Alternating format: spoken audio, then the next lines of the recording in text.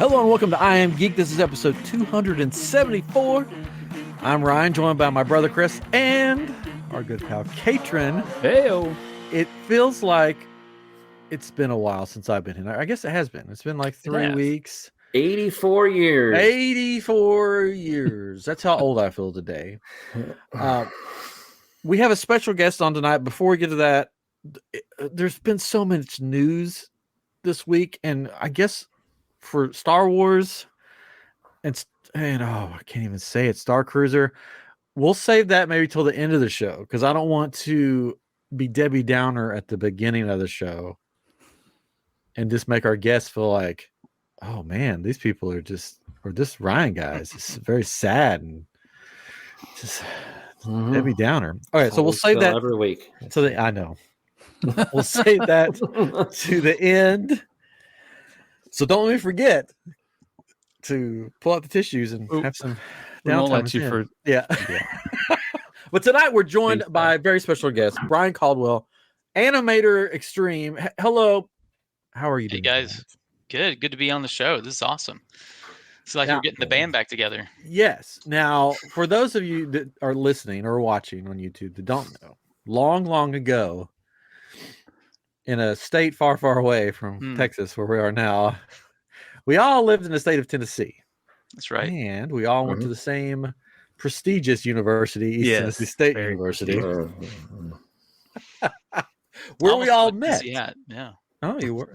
I almost did. This is Tuskegee hat, but yeah. No. Yeah, I know it's Texas, but so East Tennessee. It's funny. 3 of us are in Texas now. Catron's still holding tight to Tennessee. That's right. Yep. He's the last holdout. Hold on to the corner of it. He's not letting go. We're down here fighting the good fight in Texas. Is that right? Yeah. And you're still up there in God's country, I guess. Yes. Well, not really, because you're in Memphis. So, Tennessee is really like 3 states. It is. It is crazy. I've lived in all 3 sections, and they are all 3 different. Do you have a favorite? East is the best. Yeah. Oh, yeah. Everybody's figuring that question. out now. Yeah. Yeah. So, Bryon and I, and Catron, I guess, the 3 of us met at what was affectionately known as the Baptist Student Union when we were there. It's known as something else now. Baptist Collegiate Ministry. BCM Yes. or B? Yes. Something like that, yeah. But they had to change that because of us, probably, because we'd always say, don't let the BSU beat. No, that's not true. Yeah, that's what they did. I mean, it could be. I don't know. That's probably why they changed it. They're like, oh, we can't have that. Can't be having that. But we met there. Chris, you met in that, and we met in your engineering design program. Yeah, animation program, whatever you want to call it. Yeah, engineering design, design graphics. Yes. Oh, I didn't know you could build bridges and stuff, or you could drive a train. I could build them, but probably don't want to go on them. It's true. They look pretty. They look pretty. Yeah, it look great. Yeah. Don't touch it. Don't let the wind blow. Right. So that's where we all met, and now it's been, I think, before the show. How did we say 25 years? No. No. Can't be. It's got to be like 2021. 2021. It's got to be 21 years. Well, I don't know. So I can't do math. At least 20. At least 20. It's at least 20. But So I know 20, I left. I 21, left 22? Johnson City in 2002. I'm pretty sure. Yeah. Wow. So it's 21, 22 years. I think. Yeah. Yep. Wow. So old. But we're back here together this many years later. Yes. Our lives have changed. We have kids. So most of us have kids. Mm-hmm. Chris, 3 out of 4 have kids. Yeah. Chris decided to become a cat dad. Yeah, That's right. it's the best kind of dad. That's right. And a Tesla dad. So Oh yeah. Yeah. so he's still living that With a party custom life. garage. Yeah. Oh yeah, I'm out partying every night. Yeah.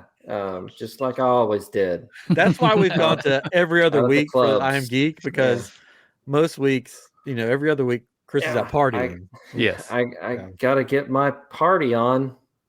That's what the kids say these days. Yeah. Before I'm going to take a quick commercial break before I forget. Next weekend is Comicpalooza. That's where you're throwing the cheap stuff. Woo. Yeah, we can do that. You don't have to. Oh, there we go. There it is. It is Friday, May 26th through the 28th. Chris and I, not Catron, because He's a party pooper. yeah, he's like, I'm not leaving Tennessee again. Again. We are going to be hosting a live show Saturday from 12 to 12:45. Chris has got that all planned out, all ready to go. Really? Yeah, he's going to host the whole thing. We're going to talk about building bridges. Yes. Yeah. Actually, you have a topic, right? They gave you a topic for redesigning a Disney. Yeah. So attraction basically, or what something? we're going to do is our other show that Chris isn't on, but we're going to get him on sometime. Because I'm out partying. Yeah. Because he's out partying. Living with the Land Speeder is our other show that Catron and I do with our friend Derek Frank. Derek, right? The Derek Frank. We take Disney rides and we Star Warsify them and make them a Star Wars ride, which soon we'll be able to do that for the Starcruiser because it won't be Star Wars anymore. Oh, I'm going to start crying. But so what I decided to do was let's take a little bit of that show and put it in I Am Geek and do a live show where we take. So basically, we'll have two hats or something. One will have Disney attractions in it, and then one will have like a Disney era in it. So it could be like, or Pixar or the 90s or, classics or whatever. And so we'll draw one out of each, and then Chris will have to, and me, we'll have to think of a ride on the fly or to reimagine with whatever thing he drew out of the hat. Mm-hmm. So it could be like Pixar, and then he'd have to turn the Haunted Mansion into something that deals with Pixar or something. I don't know if it's going to work. To tell you the truth, no one ever does. I'm hoping that we can get volunteers from the audience to come up and be a part of it. Is what I'm hoping. So is it a live performance? This is yes. We'll call it a performance. On the stage? Yes, we'll call it a performance live on We got to stage. record this. We got to see this. Yeah, we'll see if it's recorded. I don't know. It's gonna be amazing.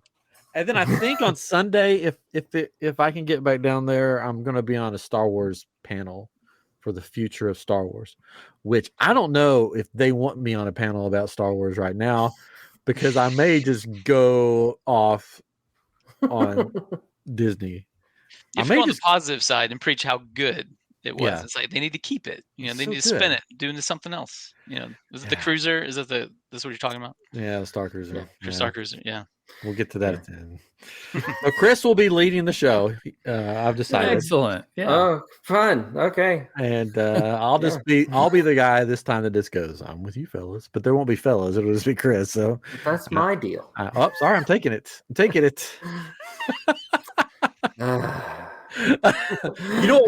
should bring a couple of my Star Wars helmets and we'll just wear helmets the whole time. Ooh, perfect. And then nobody will even know who it is up there. We'll be like Daft Punk. Yes. Yeah. We are the new Daft Punk. Anyways, back to the main attraction, which is Bryon Caldwell.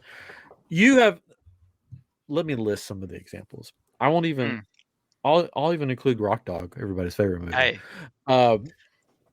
You have been an animator on Jurassic World, Fallen Kingdom, Ready Player One, which is one of my favorites. The kids will love this. Fortnite. You've worked on Fortnite. Jupiter Ascending, Paddington, Edge of Tomorrow, RoboCop, but that was cool. 47 Rowan, Happy Feet 2. Yes, the best one, right? Yeah. Green Lantern. I don't know if you want me to include that one or not, but Yep. That was a rough one. But Christopher Robin. Oh, it was Rocket fun. League. It was fun. And you worked on the latest season of Star Wars Visions, just specifically on the Sith episode, which is the first episode of season 2. And we're going to get into it all tonight. Awesome. But first, how about you tell us and the listeners and viewers how you got into animation? What was your little journey. You don't have to give your full like. It started. I when was bored. Yes, I was At bored. the beginning. But just sort of It was dark. There was a tunnel. Yes. In a world. So how did this journey begin for you? So it goes back to ETSU. I was really interested in visual effects, and ETSU had a really great program, and that's also where Chris and I met. Yep. And went through that program, and upon graduation wanted to continue studying animation because my senior year realized I really liked animation. It really clicked with me, and I wanted to continue my education. So moved across the country to to San Francisco and started at the Academy of Art University, and took a lot of classes there, got my MFA, and was in the Pixar program. At the time, it was a very prestigious program, and that's where it it really hooked me. And then it was off to the races after graduation, and started at Telltale Games was my first gig. Cool. But my first interview, which is interesting, my first professional interview was for Clone Wars. Oh wow. And it was at the ranch, and Dave Filoni interviewed me, and Wow. Oh. looked at my portfolio and gave me a lot of tips and good critique. And it's quite a story, but I learned a lot about interviewing, and I didn't get the job, but they said I did well. It's just they wanted someone that could draw more because it was for a 3D layout gig, and so they wanted to have someone that could draw a little bit better. But I could do the 3D side. It's just I didn't know they wanted me to show my 2D side. But anyway, yeah, it was really interesting that all these years later, in the credits, we finally share a credit scroll or roll or whatever, because at the end is Dave Filoni on Sith. It's like, oh, interesting. After all these years, finally we get a chance to share the. He knew way back then when you were interviewing, and he's like, no, this isn't the Star Wars job for you. No, I know. We're gonna have It's one like, nope. later. Yes. Like visions. Just remember the word visions. I've got a vision. Come back. We got a vision for you. 15 years later. Yeah, this was like, I think 2007. This was maybe the third season of Clone Wars. I'm not sure which one it was. Maybe it was the fourth season. Was he wearing a cowboy hat? He was wearing his fedora. Yep. Yeah. And the office was really dark, and he has a giant painting of Plo Koon the size of like a window. Like, it is so huge. And it's a beautiful painting. But it's his favorite character. Yeah. Had his feet up on his desk, leaned back, kind of Godfather style. But yeah, it was a very interesting experience. Got to see the whole ranch, and got to meet the crew. But it wasn't the right timing, but it was good experience. It was a really good experience, and they treated me really well. And but yeah, all these years later, finally get to work on a Star Wars project. So that's cool. But yeah, I kept going after it. And then finally things lined up years later, and Chris and I got to work together at Real Effects. So that was a good run. On some bangers. We could go over those. There were some good ones there. Yes. I missed Book of Life. I really wanted to work on Book of Life. Book of Life was great. That was a really good project. Yeah. But the whole animation department at Frame Store went to see it in Montreal. Wow, nice. Yeah, so we all went to see it. Yeah, still remember. Awesome. We were working on the Edge of Tomorrow. I don't know what we were working on at that time. We were all so tired, and but we made it through. It was really good. Everybody had a lot of good things to say about it. Yeah, the better Coco. That's what. Yes, the original. Yeah, the original. No offense to Coco. The original Coco. The original. It's okay. It's better. You can. Yeah. I'll say it. It's got heart. Oh, it is. Yeah. Yeah, I liked it better. It's Jorge. Jorge is. Jorge's great. Yeah, that's great. So you mentioned you were at Telltale Games. What was the first thing you worked on there? Like your first gig? It was, I believe, What's New Beelzebub, Sam and Max. Okay. Sam and Max. Yeah. Yeah. Nice. It was a great first gig, and really appreciative to my animation teacher, Linda Bell. She really helped me get that first job, and she knew she had a friend that she sent my reel to, kind of I didn't even know she was doing it. And I showed up to class toward the end of it was my last semester before I graduated. Maybe it's the last class, or, it was one of the last classes. And she said, by the way, I sent your demo reel to a friend of mine, and they might give you a call. And I was like, well, thank you very much. And sure enough, they did. And it lined up real well. And it was a lot of fun. It was a great crew. All the rigs were really fast, so we could animate kind of real time, and very expressive. Sam and Max, Crime Dog, and Bunny, and Steve Purcell. Steve Purcell would come in from over Pixar. He would leave Pixar, come over to Telltale, and he would walk and just check out artwork. We'd show him some animation and stuff. Got a couple of sketchbooks and books. Got him just to draw the bunny and Max and stuff. Yeah, Max. Man, it's been a long time. It was a really cool experience. And then from there went on to Image Movers, and that was a really good experience as well, despite Disney shutting us down. But that was meant to be. Just this is one of those things. Disney and shutting things down. Sorry, that's a sore point. But later, calm down. Later. They tend to shut things down. I'm one with the Force, and the Force is with me. I'm one with the Force. So tell us about, I mean, I could talk about all your movies, but I know that would be all night. Tell us how the journey to Visions 2 happened for you. Like, how did that come about for you?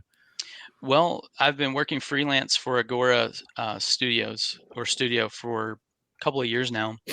And they, every now and again, it just depends on how often they get projects. They'll send out, just notifications that, hey, we've got this project, would you be interested? And when it came across, my email, I was like, yep, I would love to do that, And so I immediately replied, and things lined up, and they brought me on the team, and we got started in January of 22. I think it was last year. Wow. And started out the first week, and off to the races, getting everything plugged in. It was all remote, all over the world. All these animate. I think there's 11 to 12, maybe up to 15, depending on the El Guari side. But that first week was a whirlwind, getting ramped up, getting your first shots, and then we got a call that Wednesday that we had been matched for an adoption. And we've been waiting for 3 years, and we're like, man, this is awesome. This is what we've been waiting on, and we're so thankful. And they said, well,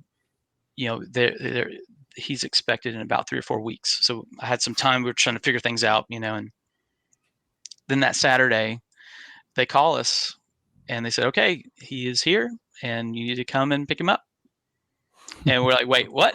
And so we had to immediately grab all of our stuff and pack the car and drive to Missouri. So we adopted him in Missouri and Osage Beach area, and we were there for 4 weeks going through all the legal stuff. Wow.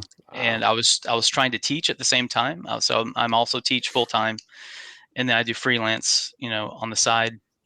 And so I'm juggling remote freelancing, or I'm getting my wires crossed here. I'm juggling remote teaching because they let me teach remotely. This is, very unique circumstances. And then I'm also messaging, Agora, saying I would love, I'm in the middle of this adoption, and they thought I was going to quit. And Jacob Gardner, the animation director, everyone was so laid back and easy to work with, and they were very understanding. And they were just kind of wrapping things up with me. And I was like, well, I would love to try to hang on. If you could, if I could stay on, that'd be amazing. And they're like, oh, we thought you wanted to quit. Sure. So they were able to cut my hours down a little bit. And I was at about 25 hours a week, part-time, but still worked on, I think 10 or more shots from January to Mayish, in mid-April to May. So it's still a lot of work, but it was really smooth. The whole production was really smooth. Great feedback. The remote pipeline worked really, really well. Rodrigo Blas, the director, Pixar, back in the day, all the amazing shows that Rodrigo worked on. He also did a short film called Alma. Oh, If yeah. you haven't seen it, it's really, really good.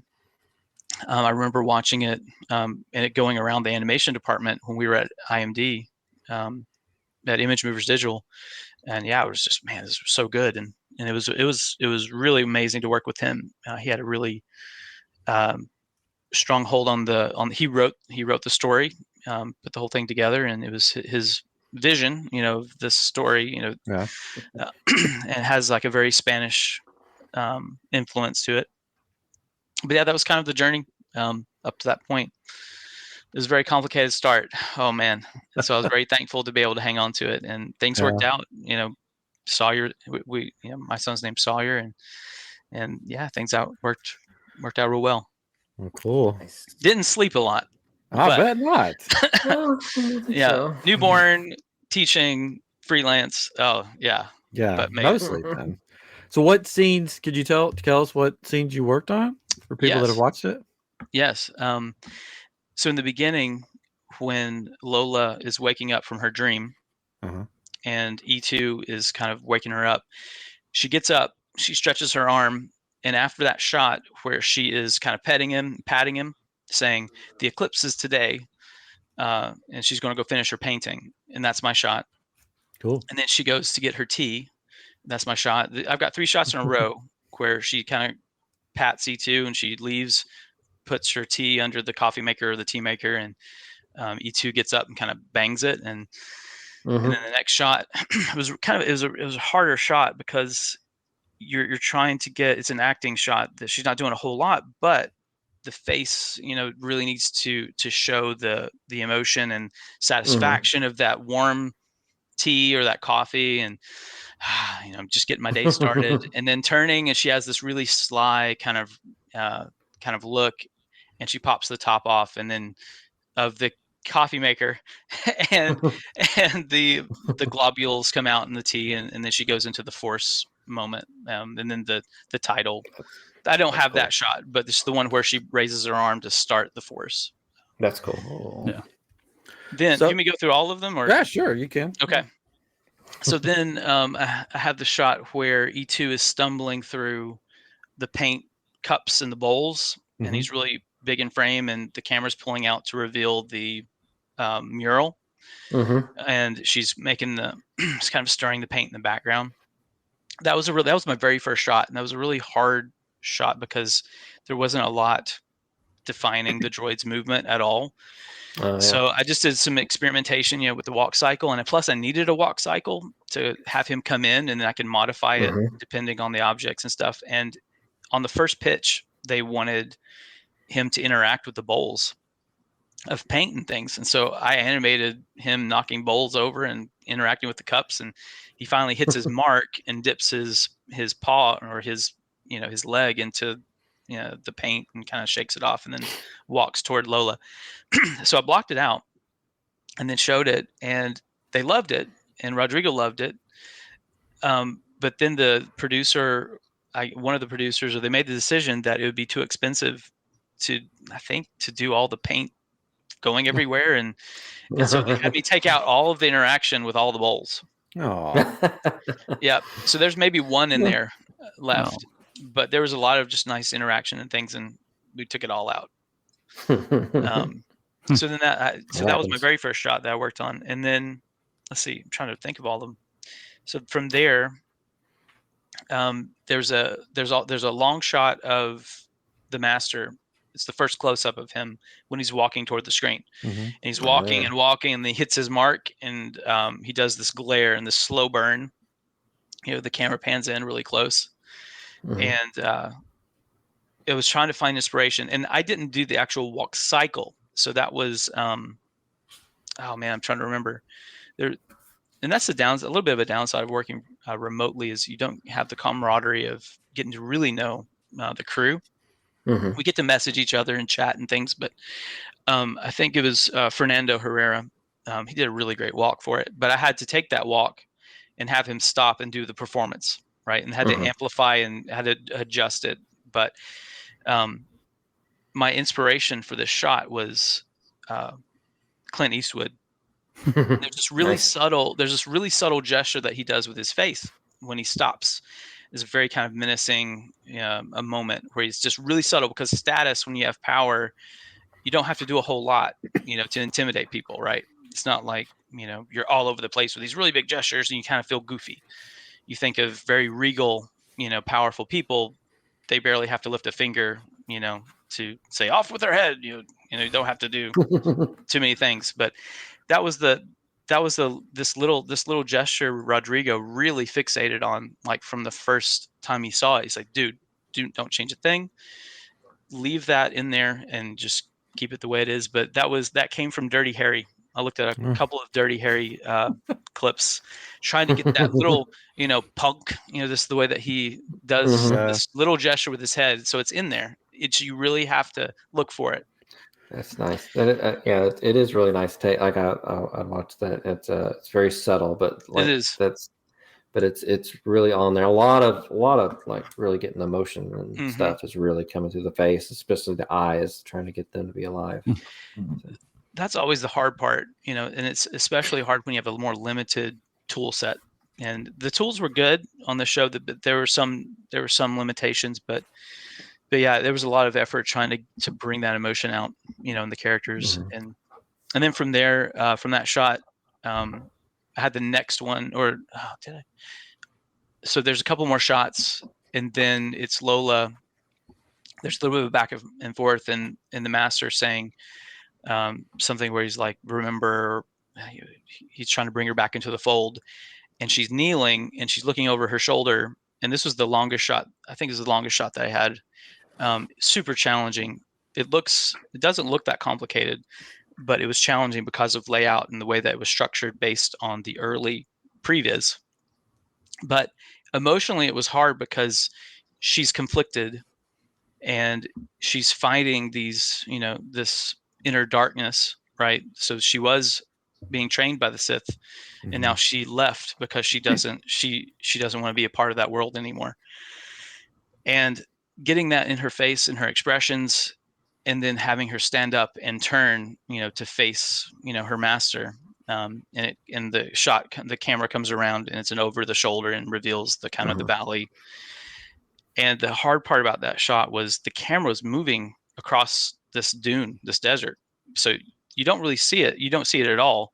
But as the animator, I was having to do all this stuff to make it look like she's on the spot and not moving. Yeah. But there's a lot of trickery, just to kind of make the body mechanics work right. And because the camera was all over the place, and I had to adjust some of the camera stuff. I was doing a little bit of camera work as well. And it was more of a technical shot that was quite challenging. And then I have the next shot after that with her saying, I'm no Sith. And then the last shot is where she reacts in the hallway during the lightsaber scene, where he does a swipe and she does a backflip and then swipes her lightsaber down. Nice. Yeah. So I had a chunk of shots, and there's another reaction shot that I helped work on. So they needed. So after we finished, they realized they were doing some tweaks, and they needed to add some time to a shot. And so they said, Bryon, can you add 30, 40 frames to the head of the shot, but also make sure you preserve the animator's work on the rest, because it was not my shot. But the first 30 to 40 frames are my shot. And so that was a little bit tedious as well, to respect the other animators, the other animator on the shot. But yeah, it was good. It was a really challenging show. I learned a lot. The crew was really, really sharp and very collaborative, gave feedback very well and effectively. And Jacob Gardner was the animation supervisor and did an amazing job. And Rodrigo was awesome. He was really, really great. Story-wise, emotional, just giving, not him being emotional, but bringing the emotion out of the characters. Yeah. And talking about how working big to small, talking about shape language, and looking at, your posing and your animation starting. I mean, this is stuff, Chris, it's stuff that animators speak, that, things that we use every day, but it's nice to hear it at that level, and not get bogged down in all the little polishy things. But he had always had the big picture, and breaking it down to boiling it down to the most effective and purest form, and it was great. It was a lot of fun, challenging but fun. So, for listeners and for us, when you take on a job like this short, did they basically, like the director, lay out the whole story for you and then give you your shots, or they just give you your shots and say, this is what I want you to do, and you don't know the bigger picture as far as the whole story? It's different. It's different based, studio to studio, project to project. But this one, I mean, everything was ready to go from, day one.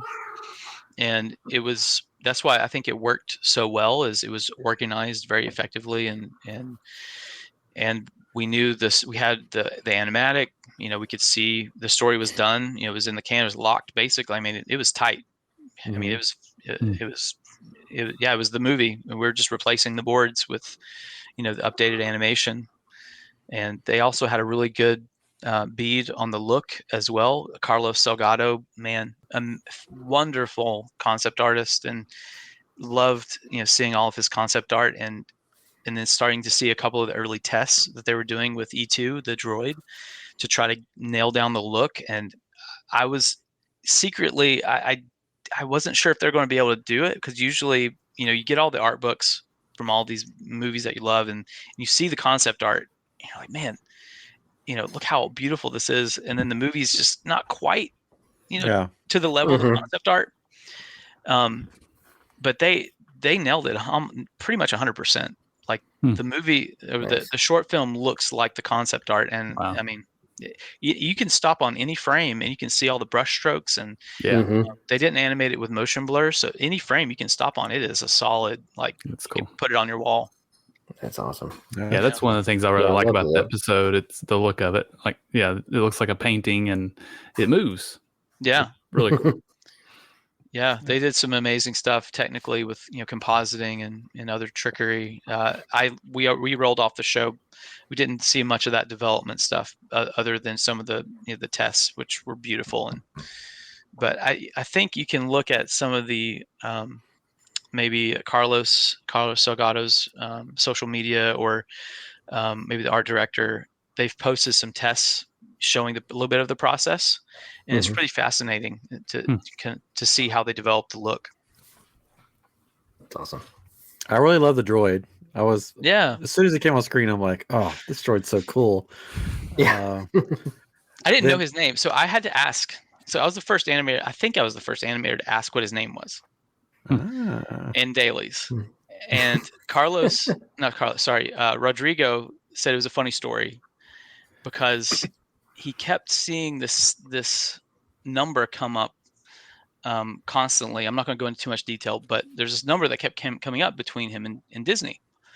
And it always started with E2.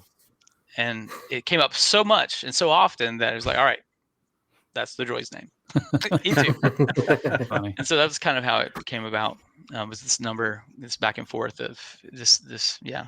So I thought that was kind of cool. But he's a fun droid. Yeah. I like the three legs. Nice. Yeah. With the little cannon that comes out. Yeah, that was a really cool scene. And then I love that section. We blast the other droid, and then when the master comes through, and just the power that he has in his hand, that's just so nice, getting pulled apart and all. Yeah.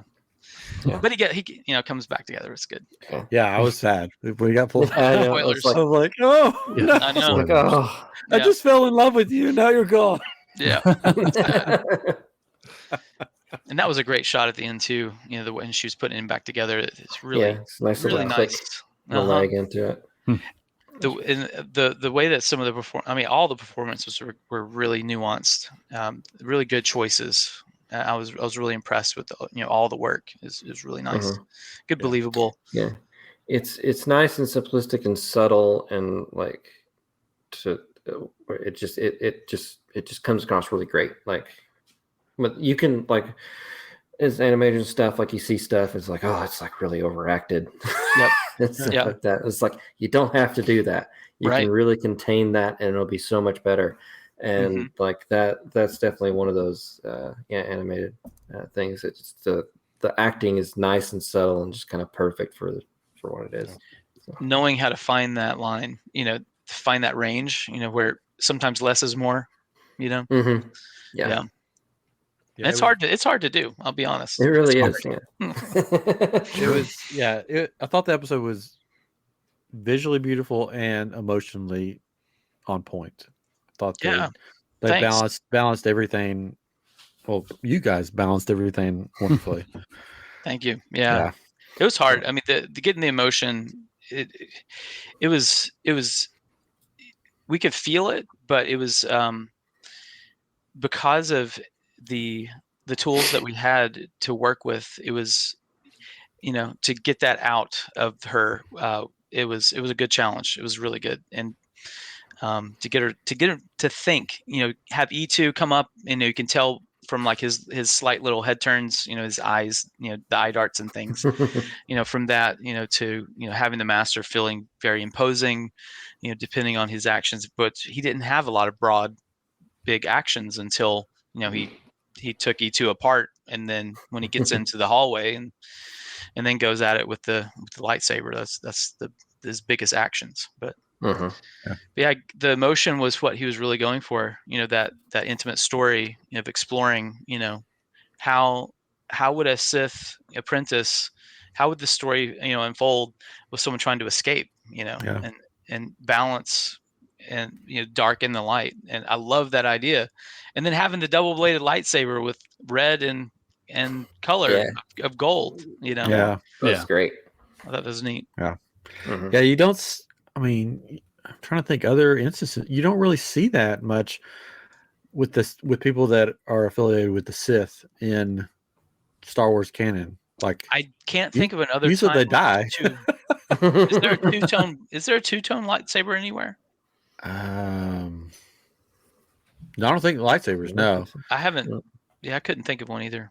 Yeah, there's not. There's. I'm just trying to think of any other like Sith redemption, really, besides Darth Vader sort of at the end.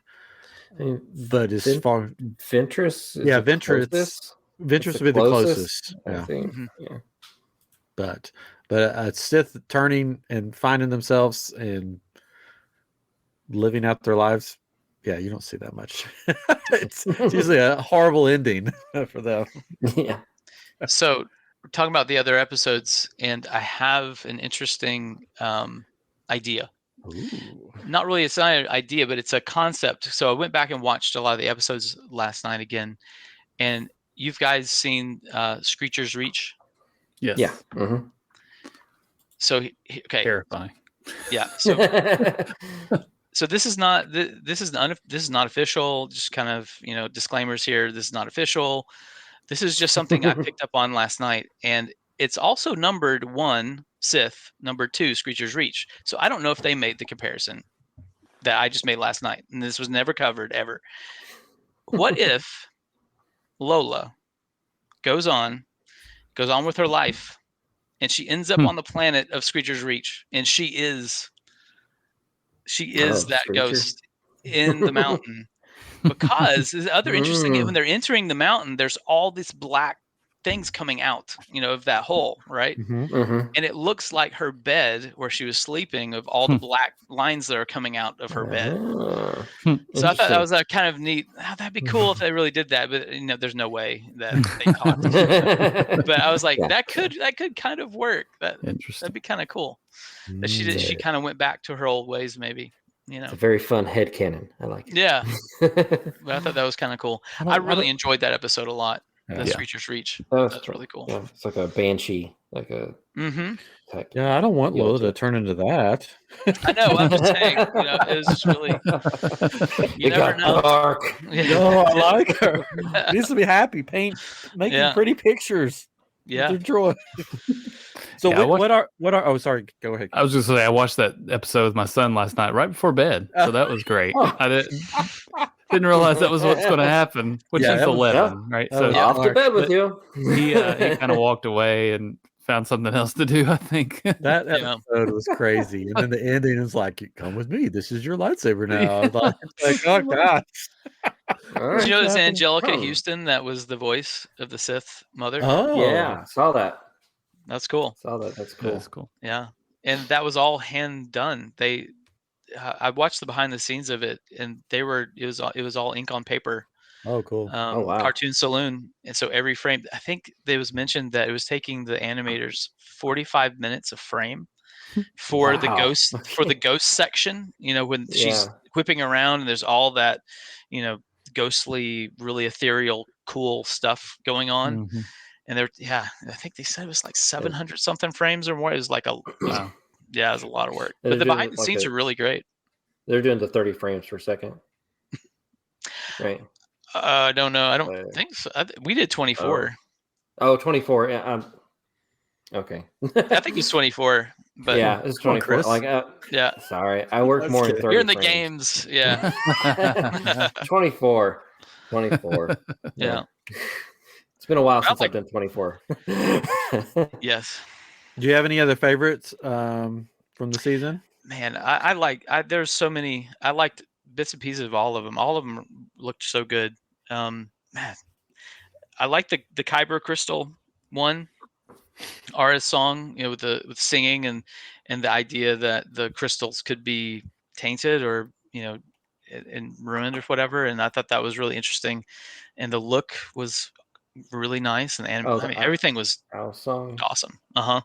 Yeah, I like that one a lot too. That Mhm. one was really nice. It's very different, you know. Mm-hmm. I Looks like really the good. kind of felt kind of quality to the characters. Yeah. That's the one my son said. We were watching it, and he didn't watch all of them, but he watched some. He said, "What is this?" I'm like, "It's Star Wars Visions. It's like a Star Wars short." He goes, "That doesn't look like Star Wars." It's just another part of the world. Yeah. Yeah, he's like, "Those characters don't look like Star Wars." I'm like, "No, it's like it's interpretation. It's you know, trying to explain that to an 8-year-old. You know, it's sort of like, Yeah. Did you like, what was it? The Spy Dancer? that was one of my favorites. Mm-hmm. I Thought it was cool. That was I good. love that one, and I mean, I like Sith a lot, but that one at the end, I was like, I want more of this Mhm. story because Yeah, it had for one sure. of those stories where it's like, there's more to the story that I want to see, and there's more to the story that they could tell because just Yeah. the way they did it, the way they set it up with, for spoilers, the mother finding her son again, and like you don't know if he's going to stay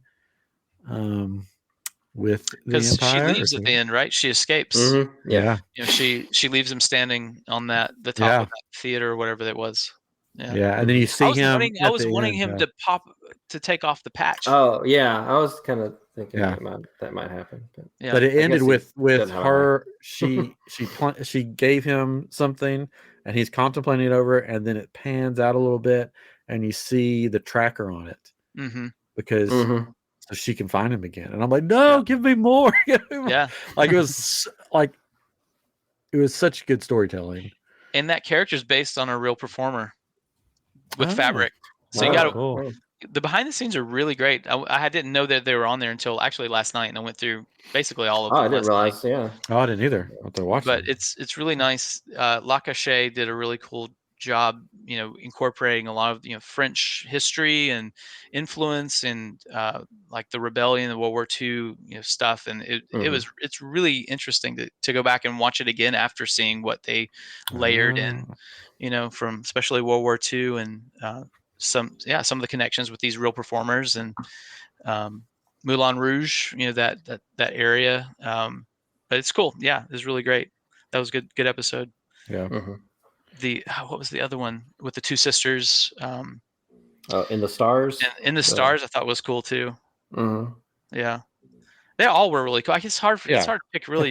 You know, Yeah. Ardemans were amazing. I loved dude. Just I Am Your Mother. the Yes. Aardman. Yeah. That one was exactly. funny.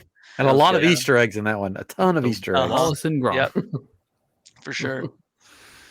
That one was How about one you guys? the bandits one was really the bandits of Mhm. Golak. I thought the art style of that one was really cool. Yeah, Mhm. And the whole because that's the one with the train, right? Yeah, yeah, and the the whole brother and sister yeah and the the whole train relationship. scene was so cool. Mhm. Yeah, this was I think I like this season better than the first season. The pit was kind of sad. Yeah, the pit was It was. Yeah, Pit the got dark. connection. Yeah, yeah dark fast. Yeah, but it was an interesting story, and Mhm. it makes you think. I like that it It makes you was well think. done. Yeah. Yeah, and check out the behind the scenes. It's a neat connection to the filmmaker. To see how that whole story and that production started is really cool. That's I'm cool. not gonna give away any spoilers, but it's really neat how that story started and the filmmaker that brought it to Lucas, because he worked there, or he works there. Hmm. Yeah, That's cool. but it's cool. Yeah, I thought all the episodes had a lot to bring, culture wise, story wise. Different parts of Mhm. the globe represented. It's really cool. Yeah, it's nice. I like them. Yeah, looking forward to the third season. What's going Yeah. to happen? What's Yes. gonna be next? Yeah, It's all gonna I'm be curious like, if they're going to use any of these, as like because they know which episodes are getting the most traffic, and the Yeah. most social buzz, on all the social media, outlets or whatever, and Which it one we're makes you talking wonder, about? yeah, if they'll feature them somewhere or they'll have bring them in or make a series or yeah, it'll whatever. be interesting because like the first season they brought out Funko Pop did some stuff and then some other Yeah. stuff came out for some of the episodes. So I wonder if they'll do the same I'm hoping. with merchandise for this The only thing I season. could find was Topps now released some baseball cards or some cards. Mhm.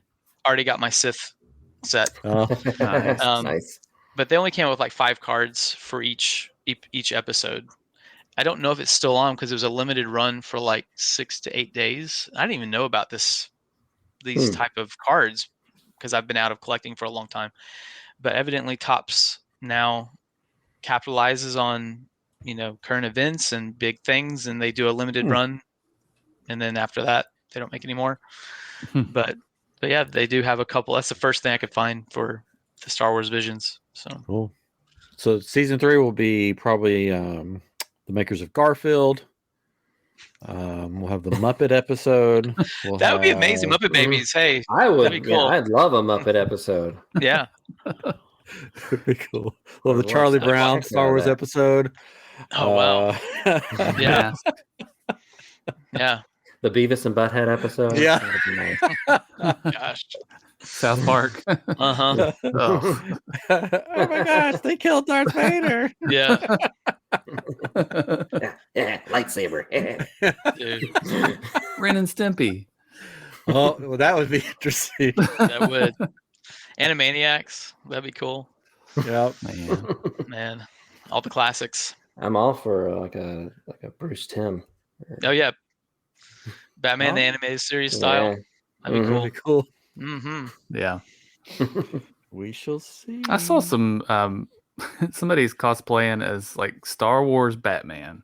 Oh, I think I And saw that. it's there's one that's a stormtrooper, so it's all white, but Yeah. it's got all the gadgets and things, but the helmet looks almost like a stormtrooper. And then there's a Mandalorian Yeah, I saw one as well, and it's like they look pretty cool. But It's Yeah, the that's Bat cool. Mandalorian. yes, Bat I Mandalorian think I saw a Superman Mandalorian one too. could be, yeah. It was crazy looking. All these crazy mashups. Speaking of mashups, I saw something going around with the Tesla logo mashup. Oh yeah, And yeah, that was it's pretty the clever. Mandalorian helmet. Yeah, The Yes. Mandalorian Yeah, helmet the and the Mandalorian Tesla helmet. logo. Yeah. So Chris, are you going to do it's that great. for your Tesla? I think I'm Jennifer allowed agreed. to. I think Jennifer said she would love it. Well, she's okay with it. Do you want me to just to come and do it for you? I could just put it Yeah, on sure. there, Yeah. and then it won't be Print your one out and fault. put it on. Yeah, Yeah. that should be fine. Yeah, Yeah, it'll I be guess fine. I'll never see you again. That's okay. Okay. You can sneak down here. I mean, We can make a T-shirt. Do a Oh, T-shirt. yes. That'd be cool.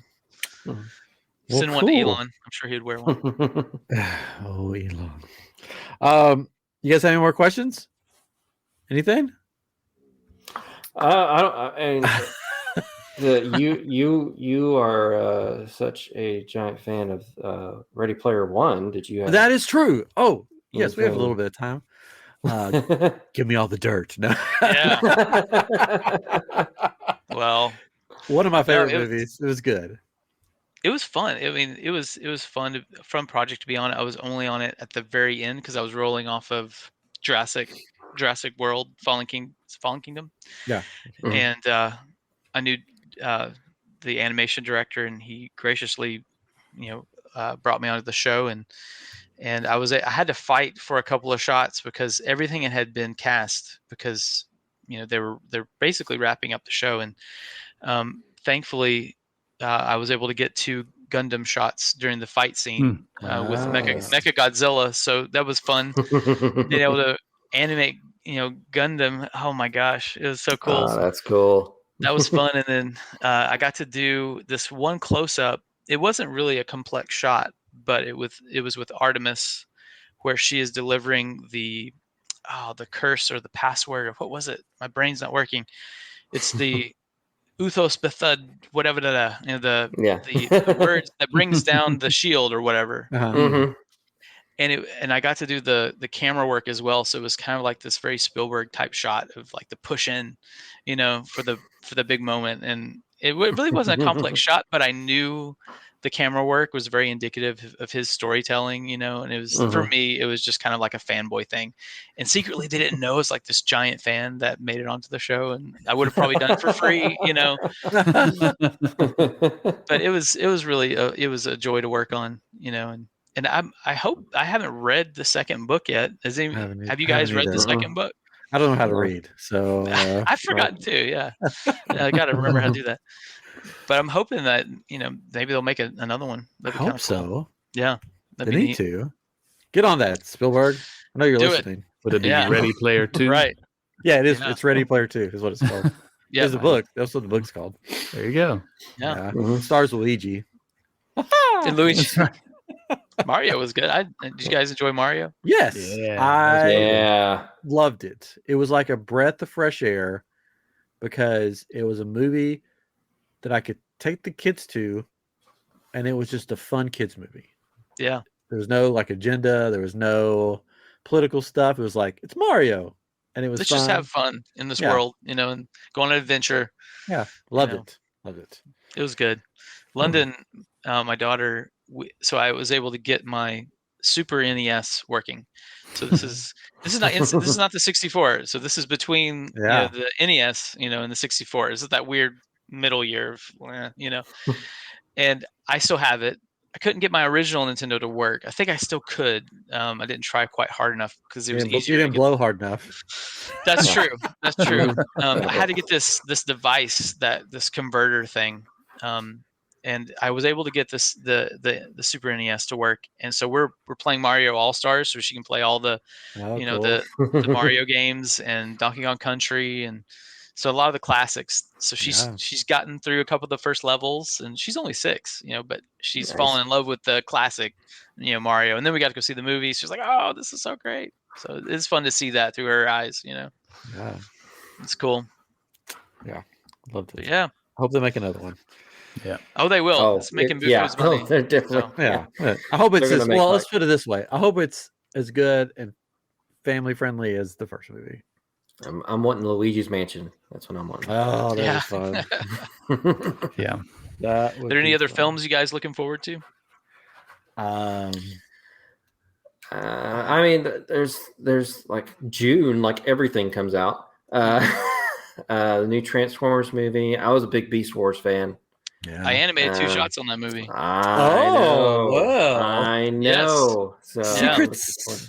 Secrets. It's only 2 shots, so it's kind of an insult because it was a tease. So I don't even think I'm going to get a credit, honestly, because I that really happens. didn't finish. So we had a short window, and we're just kind of helping them out because it was a massive amount of work, and I was able to do 1 shot, and then the next shot I can't talk about them, but it was really complex, and we just had a certain amount of time, and then we had to kind of pencils down, All right, great. Yeah. Thank you It's so like- much. It was great. It's like the test, and You pencils know, down. Yep, that's basically Sometimes it. it's like that. Yeah. Yeah. So Well, I'm Chris, curious how it all turned out. when you go see it, Chris, take some poster board, write Brian's name on it, and then in the credits, just stand Slide up it in the up. front Yes. with his name. Yeah. That Like, really terrible shot that everyone's talking about. That's this guy. That guy. Yeah. Yeah. But that, I mean, and the Flash comes out. Mhm. Yeah. And The Indiana Batman Jones. movie, you mean? So, yeah, so you mean the Batman movie. Michael Keaton. I'm going to go see That's Michael right. Keaton. Yes. That's why I want to go. That's why I want to see it. yeah. And I still haven't Indiana seen Guardians. Jones. Oh, Indiana Jones, yes. Yeah. I still haven't seen Guardians, shots. and I'm still like, do I want to see Guardians? I do. I haven't seen it It's yet. good. Well, it's like, do I want to cry? Basically, is what it boils I down can't to. hear it. Don't say anything. I I've been don't- I keeping haven't myself for seen the it. trailers too, Yeah. so I don't know anything. It just looks, yeah. I don't know anything that happens, but it looks like there'll be a lot of tissues being used. Yeah. And Chris is like, "Oh, it's good. You'll be fine. It's really good. It's really good. I had some tears. I'll say it, but it was good. That's good to hear. Sad tears, happy tears, Yeah. Maybe I need in to watch between it in the tears. comfort of But my is it a home. rewatch? Would you go watch it again? I'd watch it again. Yeah, That's a Yeah, good I'd sign. watch it again. So that's always kind of a indicator for me. I'd love to watch all three of them back to back. That's cool. Yeah, And the Christmas special. And and the Christmas special. Of course, was the good. Christmas Yeah. special. That's the the first best. two, the Christmas special, and then the third. So, without giving away spoilers, the Christmas special, does it take place between 2 and 3? Yeah. I guess. Does it come up in the third? Anything that happened? You don't I have don't to wanna say. just I say don't yes or no. There's a little thing. Okay. That's all. So they acknowledge it. They acknowledge it. Yeah, it's That's good. acknowledged. Then It's it wasn't just a one-off. That's good. Yeah, it's acknowledged. It happened. Because there's stuff that comes up in the Christmas specials. You're like, oh, are they going to discuss this later?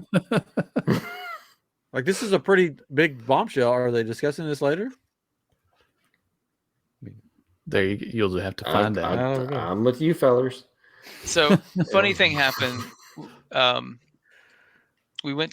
daughter and I went to McDonald's over the weekend, and just daddy-daughter date really quick. She got a Happy Meal. She played in the playground and stuff, and it was a lot of fun. She loves Happy Meals and things, and we also went somewhere else, but it doesn't matter. Story is, she got a Dax figure. And she's like, "What is Drax? this?" Yes, Drax. Yeah, sorry, Drax. And she just did. She's like, "I don't like this, Daddy. This guy scares me." And it was just so funny to see her reaction to the character, and she's like, "No, I just don't want this. Sawyer can have this later." And Sawyer's 15 months old. And she's like, "We'll keep this for Sawyer later." But, yeah, it's just kind of funny. And you're like, oh, I'll keep the toy for myself. Exactly. I'm gonna put it on my desk. Yeah, just Yeah. right here. Yeah, One I guess day. it's mine. yeah. That was funny. Yeah, sometimes when we get stuff for the kids, I was like, one day that will be mine. And then they go in I'm your still office. a child. Yeah. They'll go in your office and they're like, one day this will be all Yeah, mine. all this will be mine. Yeah. They're gonna And I'll be like, college every- fund. no, I will be buried with all of this. Yeah. And my lightsaber that coffin, room. Yeah. Yeah. That room itself will be filled room. with cement. Yeah. It's like a King Tut, room, but it's for Star Wars. Somewhere in the distant future, they'll unearth it and be like, what happened here? Who is this emperor? Yeah. There'll be an Indiana Jones person that Really finds your important. room. Yeah. Look at these artifacts. I'm looking forward to Oppenheimer. Have you seen the trailer for Oppenheimer yet? I've seen the Oh trailer. yeah, that's good. Man, I'm really looking forward to that. I've known about this. I knew about this guy from history class, but I don't remember a whole lot. So it's gonna be interesting to see, this take, because that's a really big moment, in history. That's cool that he's making a movie about it. I usually go see all of Christopher Nolan's films anyway, but Yeah, they're all good. He does a good job. and then Dune is coming out. What, November? Did you guys like the Dune trailer? I don't know if I saw the trailer. Oh, dude, Yeah, that's pretty good. Man. I like the first one. So yeah, I love the cinematography and the look. Yeah, I thought they took their time. They really showed the world. It was very effective. And I saw the movie in the theater, then immediately came home and watched it again on HBO. Yeah, we just watched it on HBO. So. Yeah. Yeah, that's all I watched it on. And I was confused because I didn't realize the plan was to make another one. So it got to the end, and I'm like, what? It's not finished. Yeah, to I'm be like- continued. Yeah. Like, wait a second. There's like no ending at all. It just sort of stops in the middle. It just Okay. built, the build up. Yeah, Dune will return. yeah. It's not quite Dune yet. You gotta wait till the next Yeah, it's next gotta episode. Ba-doom-tsh, dad joke. Bad. Just bad. Just cut that. Just cut that out. No, we gotta leave it in. No, sorry. A little news. I saw that Captain America: New World Order has started filming.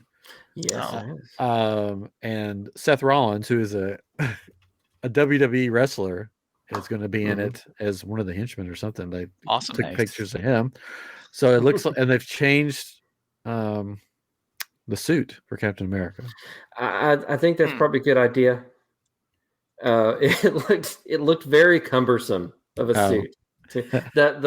What I saw mostly they removed that headpiece. Well, he's like And- blue.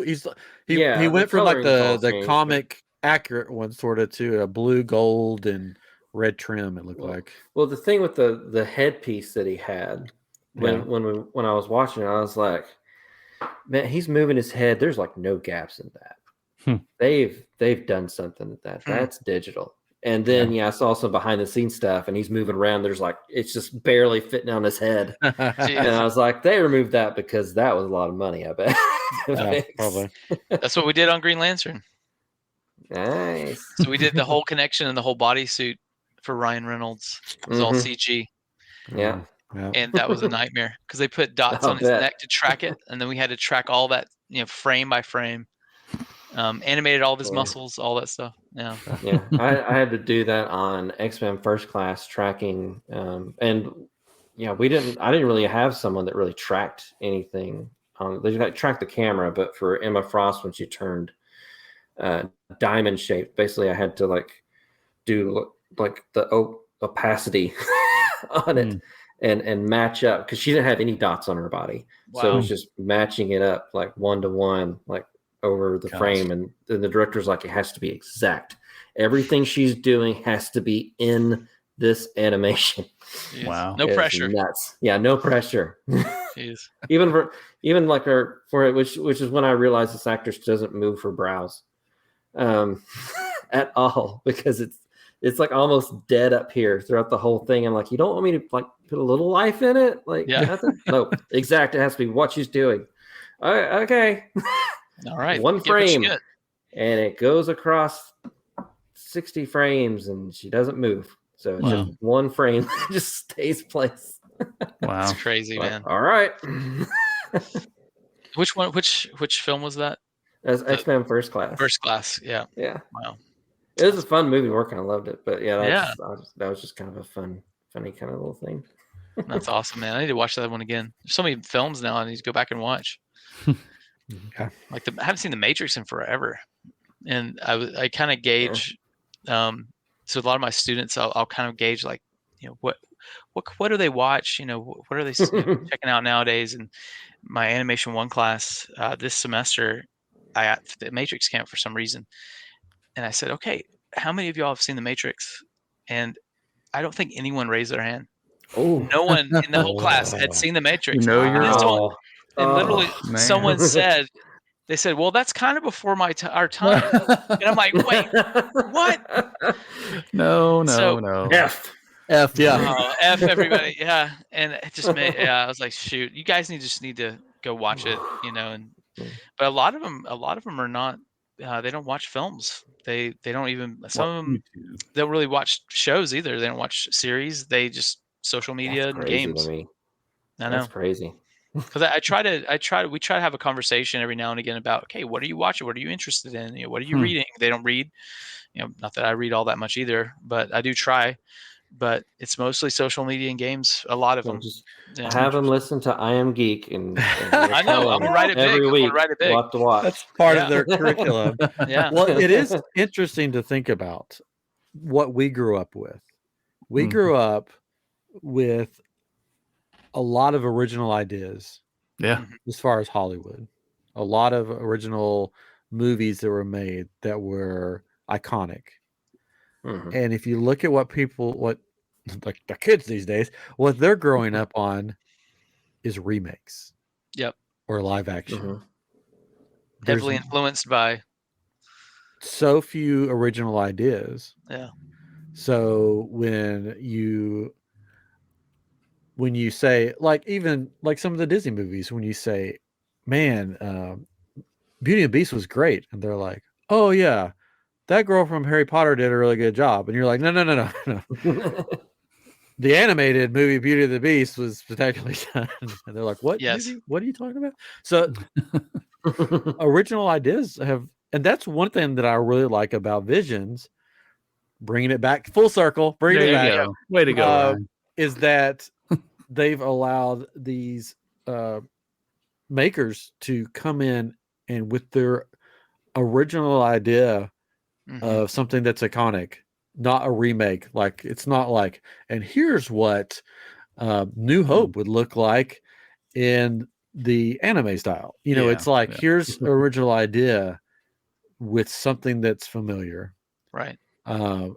So we need more stuff like that. We need less live action remakes of Disney movies. We need more original concepts and art, because so we don't have like students that are like, what are you talking about? Like, yeah, we Yeah. just watch, shorts on YouTube or whatever.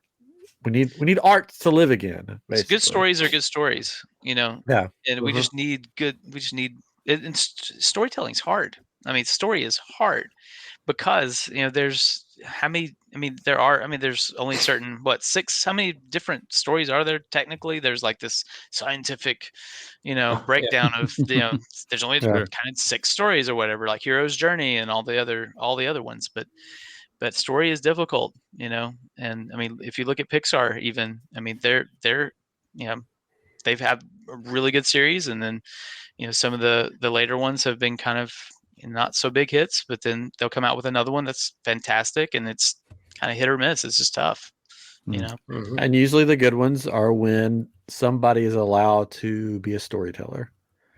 And the Right. bad ones are the ones where, no other way to put it, where the political stuff rules the day. Yeah. Yeah. I mean, that's just sort of how it is. But speaking of good storytelling, I'm going to segue. Are you guys ready? Segue it is. Oh no, here we go. Because we're running out of time. But I have to talk. Speaking of good storytelling, I got to a couple weeks ago experience some of the best storytelling live action that I've ever seen.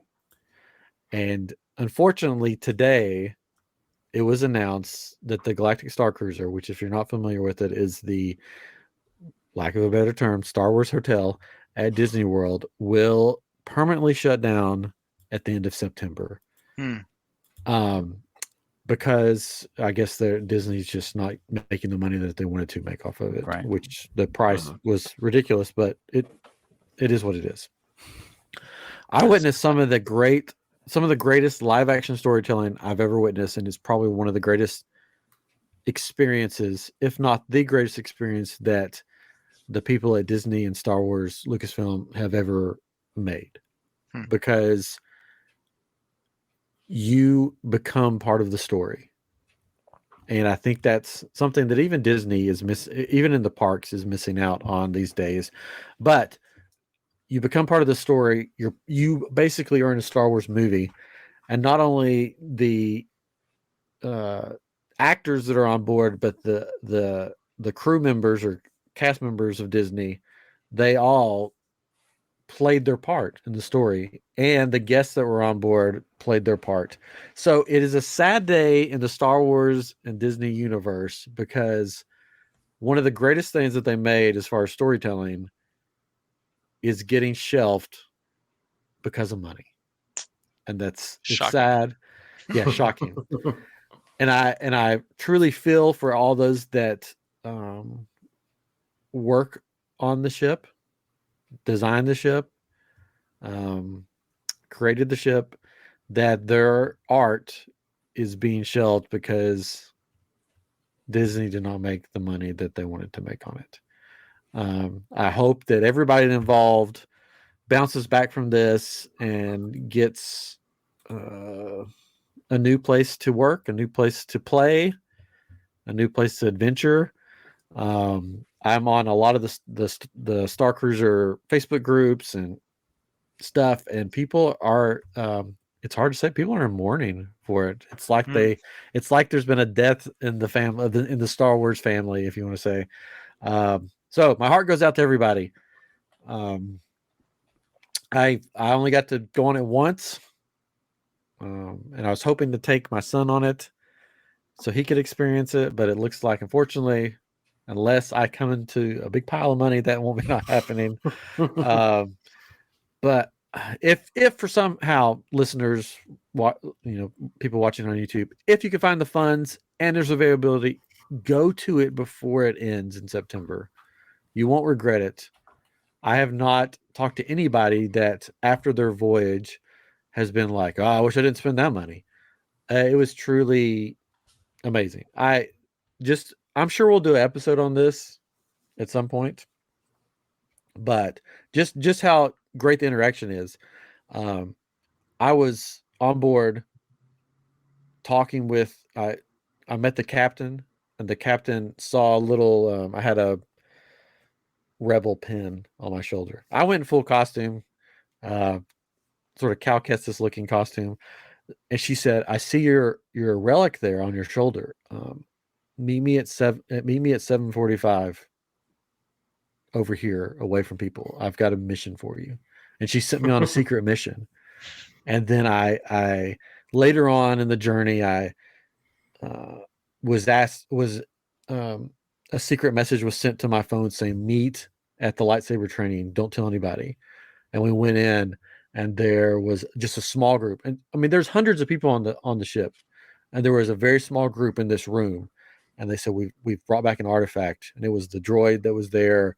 It was the Saja, which is like a force sensitive person, and Rey came into the room, and she said, we found this holocron, and they did this whole like secret thing with it. And then I had one-on-one time with Rey where I gave her one of my kyber crystals, and she got emotional about it. We happened to find each other on Instagram, and she said, just wanted you to know that Rey cherishes the yellow kyber that was given to her. So the cast are really into it. Mm-hmm. The storytelling's great. The climax of the whole thing is a big lightsaber battle with Kylo Ren and Rey. Fantastic. So to see all that shelved because of, money is sad. So for all those that are storytellers, keep telling stories.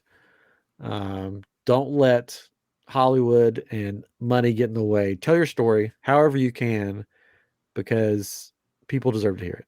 So that's my, 2 cents from the thing. People deserve to hear your stories. Don't just settle for remakes and stuff. Tell your story. So there we go. So sorry to end on a sort of a emotional note, but now go see Guardians 3. No. But I think I've been talking to some people. I'm going to try to, speaking of kyber crystals, I'm going to try to design a special crystal to sort of honor the Starcruiser and the people that worked on it. I don't even know if I'll sell it. Maybe I'll just send it to people that worked on the ship or whatever. So I'm going to try to work on that, just something little to help remember it. I will be in Walt Disney World this weekend for another thing. So I'm going to try to stop by. Part of me is like, do I storm the gates of the Halcyon? I mean, why not? Yeah, or then part of me is like, maybe I'll just take some flowers and just lay at the at the entrance, sort of like a morning teddy bear. What? Some teddy bears and flowers at the gate. A Wookiee and some flowers. An Ewok. Yeah, but I've heard from some of the cast members, and they are very distraught and upset about it because it came out of nowhere. It wasn't like we're thinking about closing it down. They announced discounts. They announced fall voyages. They've already booked through December. So they're having to go back and tell all those people, hey, we're closing it down. If you want to switch to the summer, you can. Otherwise, you're just out of luck. So yeah, it was weird that it just sort of came out of the blue. Like travel agents weren't warned. Nobody was warned. It would just dropped basically today saying, oh, well, we're closing it down. Because it's only been open like a year and a half. Yeah. So maybe it'll evolve into something else. Because I like the concept. It's like pick your own adventure, but you're on this kind of Broadway. You're like in the show, and I don't know much about it other than how you've described it. And it's really cool that you actually went and did it. It is like a pick your own adventure because there's different paths you can take. You can't experience everything once, so it makes it very replayable. Yeah. You have the First Order path, you have the Resistance path, you have like a scoundrel smuggler type path, you have a Jedi path that you can to go on, and they intersect with each other. It's very cool. My prediction is it's all going to be VR. It's going to be in a giant warehouse, and they're going to cut the cost, and it's going to be VR, and they're going to have all the the accoutrements of like maybe where to stay and things. But I bet you, there's definitely a market for something like that. The experience side of it. We were just talking about the void. How do you get the void? And blend it with what was it called? The ship, starship, the Starcruiser, Halcyon. Yeah. So how do you blend those things, but then not make it more? Maybe it's more affordable to more people. Yeah. I don't know. There's definitely ways that they could have made this what they did now more affordable, but I don't think they wanted to. I don't think the higher ups. It was just all about money. And, because technically they could have cut the all-inclusive part of it. They could even have cut some of the acting part of it and just had more of a. Most of the stuff happens in the Play Disney app, and still had the stuff that they had there. But sadly, that building will probably sit empty for a while or a long time. And is it near the park? It's like out. So Hollywood Studios is where Galaxy's Edge is. It's like behind the park. So it's back there. So they may just do what Convert they did. It to the Hollywood, not Hollywood, but Star Wars Hotel. I guess. They could. It would be a smaller hotel. I think it has like 100 rooms in it. Rooms, yeah.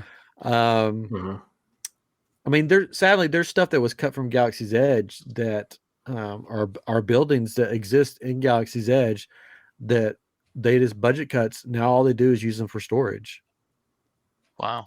Yeah. So they will probably use this for storage and offices maybe or something. It's sad. I don't know what will happen to it.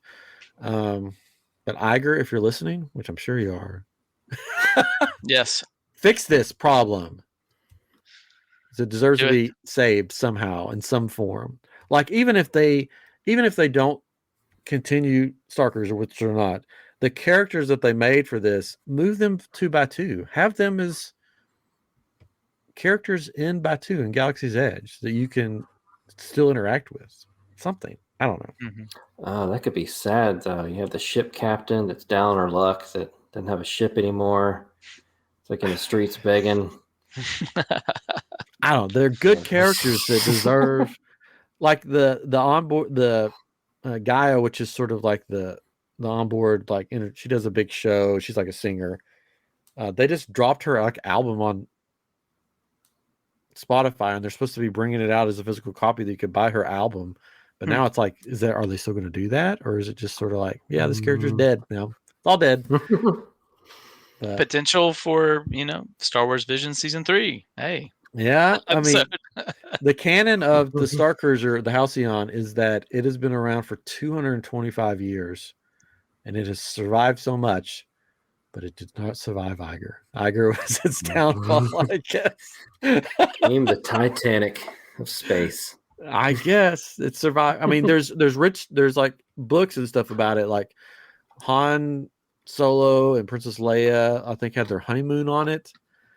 You can find their initials carved into one of the walls. Anakin and Padme went on it, maybe for their honeymoon or something. It was once controlled by the Hutts. It's survived all these things in the books. Except they needed another parking garage, so Yep. they're leveling it and they're building a parking garage. It hit a space iceberg. Yeah. Oh man. Yeah. Anyways, That's bad. It seems like there's a lot of cast involved with that. yes, there is. So they'll Mm. have to find new places to adventure, I guess. Oh, that's too bad. Anyways, but Go see Guardians 3. Go see Guardians 3 and cry some more. Brian, Yeah. thanks for coming on though, and you Yeah. are welcome back anytime. Thank you for having me. It's been a pleasure. Yes. It's been fun We'll do it catching back again. up. Hopefully we can Yeah, get together in person sometime. definitely. I need to make it down to Houston to that Comic Con and what's it called? Comicpalooza. Comicpalooza. That'd be awesome. Yeah, come watch Chris host a panel. We need to carpool down there, Chris. Let's do it. Let's make it happen. Yeah, come on down. Catron, let's do it. I'll make it back down one year. That'd be awesome.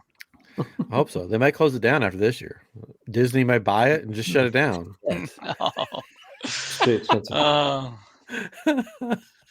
Same Anyways. as so.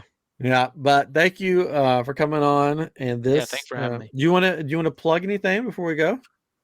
Anything you want to plug? Man, yeah, it's a curveball. You don't have to plug anything. Watch Star Wars Visions. Watch Yeah. Star Wars Visions tonight on Disney Plus. But are we plugging Disney because they just shut down? Never mind. Yeah. Boycott. No, it's been great. It's been really good, talking about the show and talking shop with you guys. It's been awesome. Well, until next time, this has been episode 274 of I'm Geek, and we'll be back in 2 weeks. Next week, check us out on Living with the Land Speeder, which we don't have it nailed down what's happening yet. We've been talking to some guests. It may just be the regular crew and no guests. We'll see. But there will be something next week. And then the following week, we'll be back probably with our Comicpalooza wrap-up show. Yeah. Right? Yeah. Yeah. And Catron will interview us, Chris, about our time at Comicpalooza. Did you Nice. walk the floor over and over? Spoiler, we walked the floor. What costume were you in as well? I know. Spoiler, going in costume? none. Oh, come on, Chris. Everybody will be looking for your Master Roshi. Master Roshi. I don't know if I'll Master dress up, Roshi's maybe. popular. Yeah, I don't know He if I is. want to like. Can I be Master Roshi so I can be You popular? can be Master Roshi. Yeah. Master Roshi is a popular character.